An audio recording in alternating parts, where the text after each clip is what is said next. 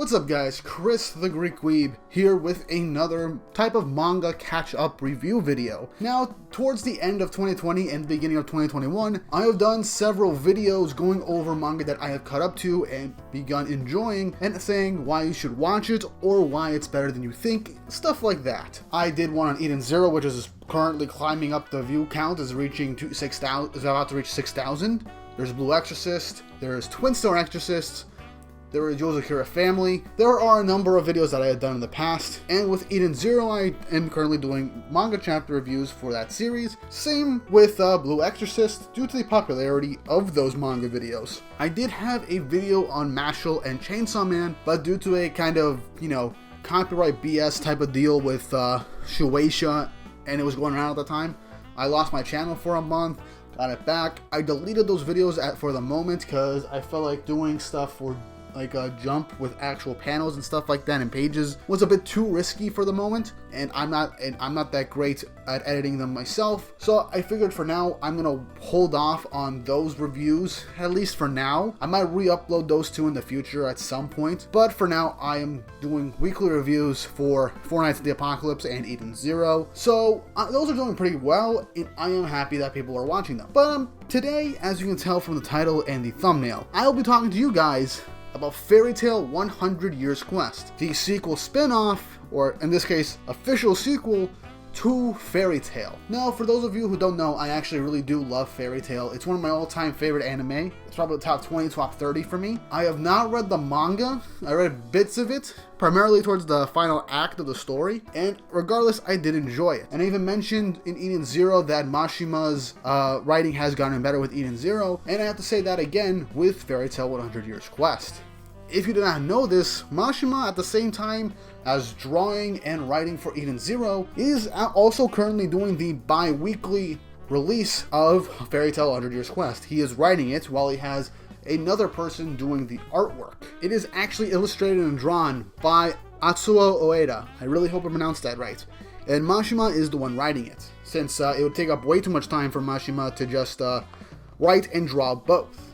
Now, in all honesty, this artist is doing really damn well, mimicking and more or less showing that he can just recreate Mashima's art style. And I'm all the happier for it because we get Mashima's storytelling, which has vastly improved in Eden Zero and even now in 100 Years Quest, which I will get into, with the same artwork, or at least similar artwork, as the characters seem pretty seamless from the original manga. And that's honestly really great because a lot of times when it's a new artist while the same writer, you do see some glaring differences. And probably there was differences, at least at the beginning, but as the series went on, it became more and more like Mashima himself was drawing it. I just figured I should bring that into light in case people are like, Mashima's gonna kill himself drawing and writing both of these series. But yeah, drawn by someone else, directed and written by Hiro Mashima himself, while he's also doing a banger of a job with Eden Zero. And if you're keeping up with Eden Zero, the recent arcs have been pretty damn well. But anyway, on to the main topic for real now. Fairy Tail 100 Years Quest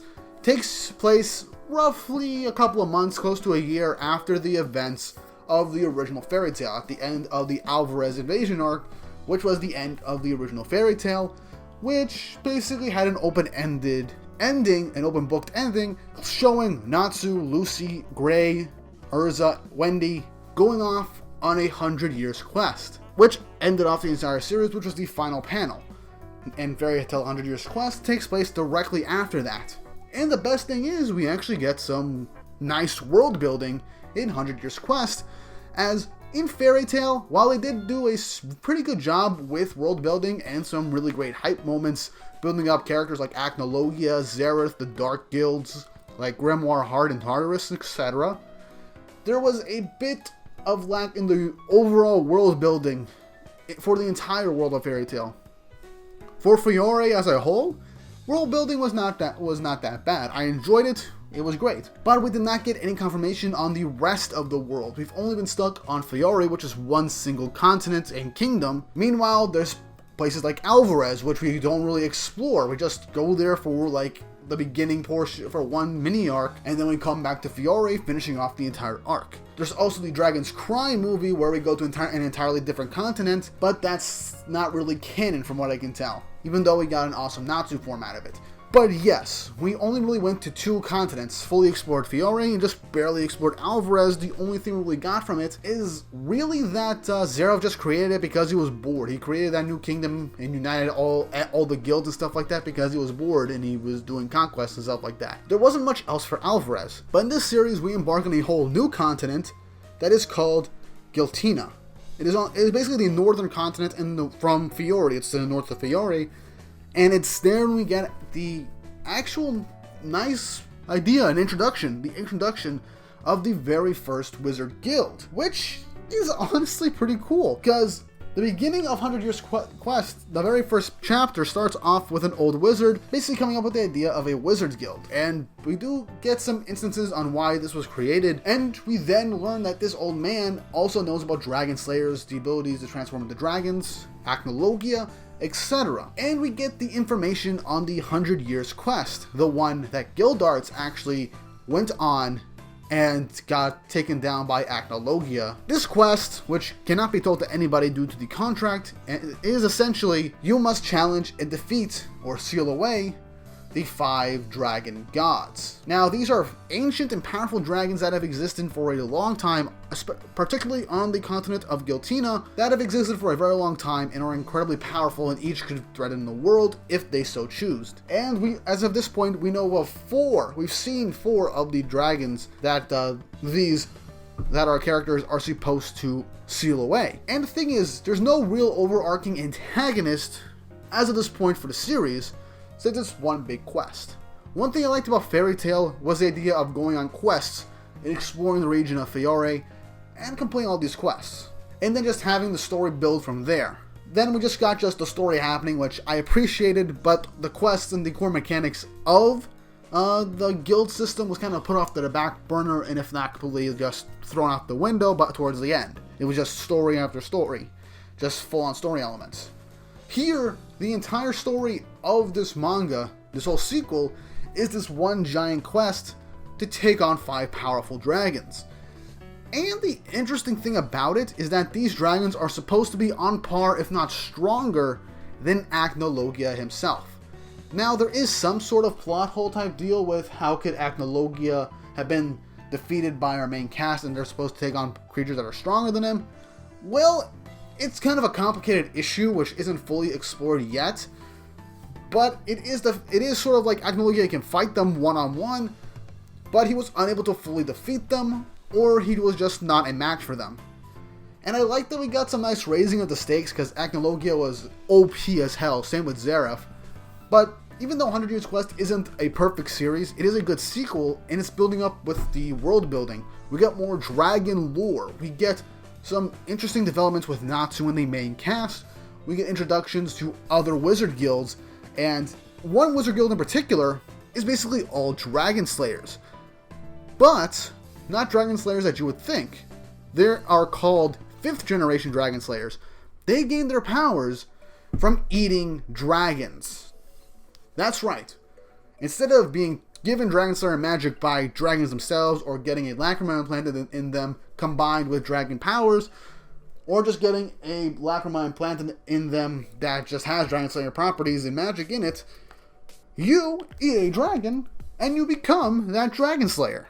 And their powers are are actually pretty varied and pretty interesting to see, because there are other dragons that we have not seen or explored, and this adds to the possibilities and varieties of dragons that existed, or possibly somewhat existed in the world. Now, how some of these characters got their Dragon Slayer powers, it could potentially be from eating someone with Dragon Slayer magic, or they had a lacrima implanted in them and now they have to eat dragons in order to gain more power.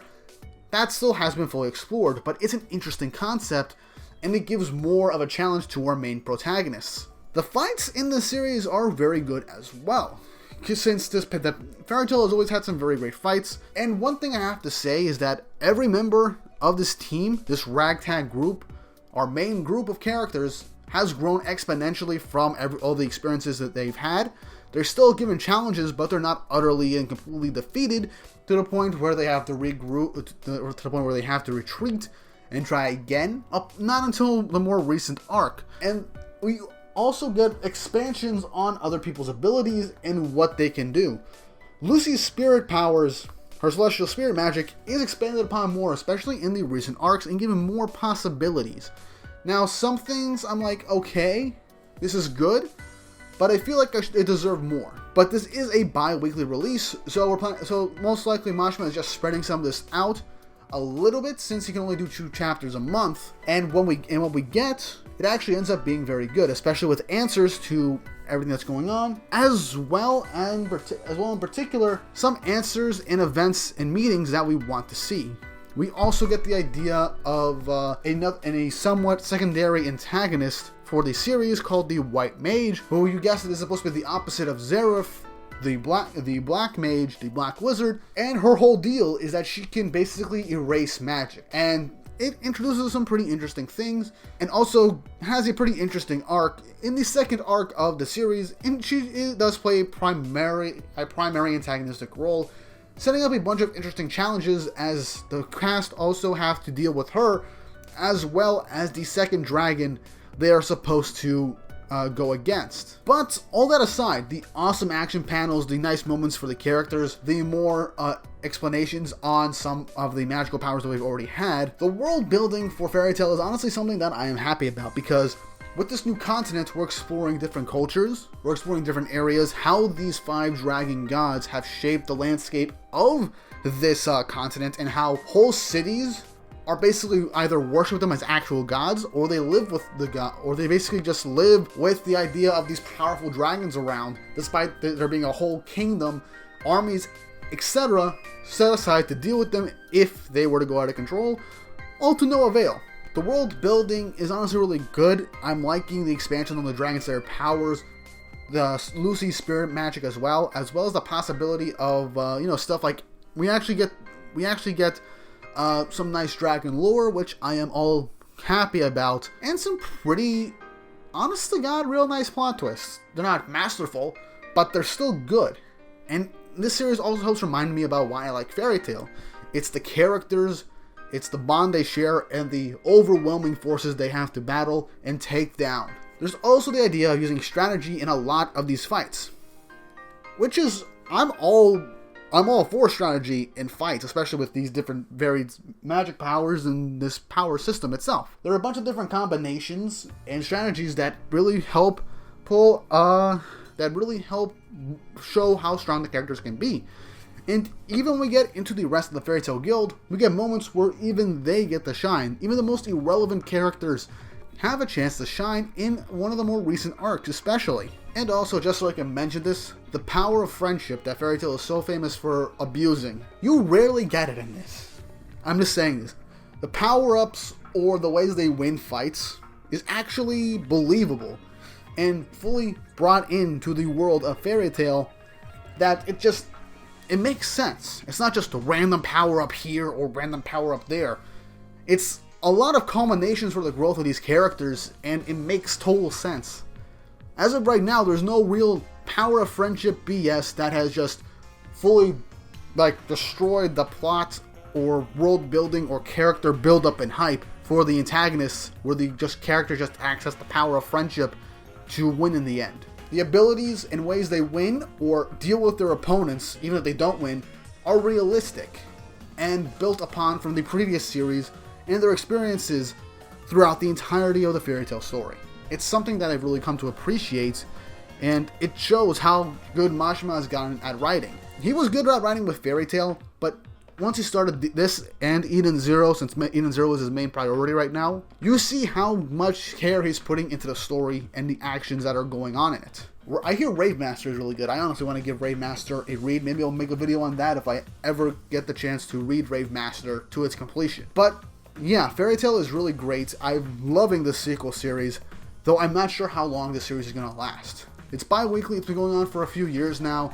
I think it started a little after Eden Zero, and there's still Eden Zero going on weekly. How Mashima does it is beyond me, but the man is a legend for writing multiple stuff at the exact same time.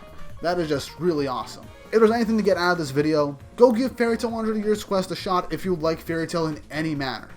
You will enjoy the story, the characters, as always, are as charming as ever.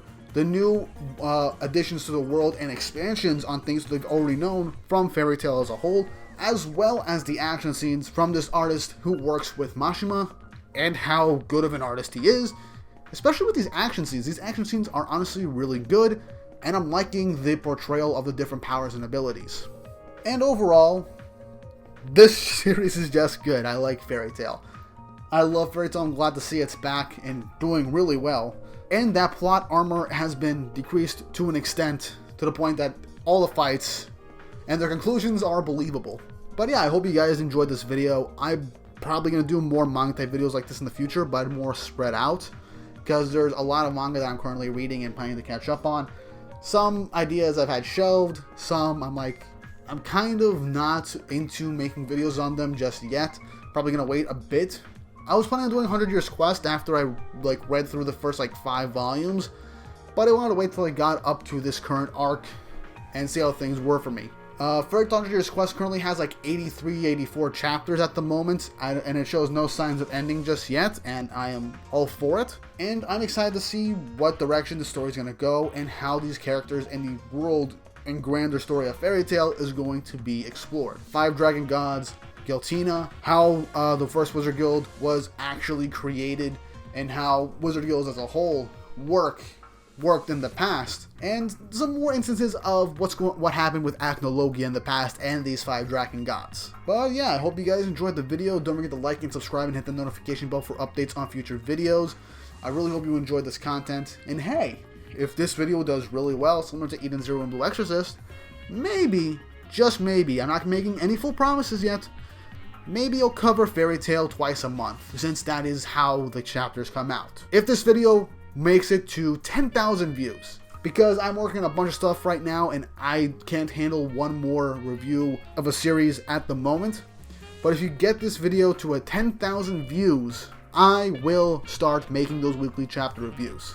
But yeah, go down below on what you thought of Fairy Tail 100 Years Quest if you have started reading it, or say if you honestly got inspired to give it a shot after watching this video.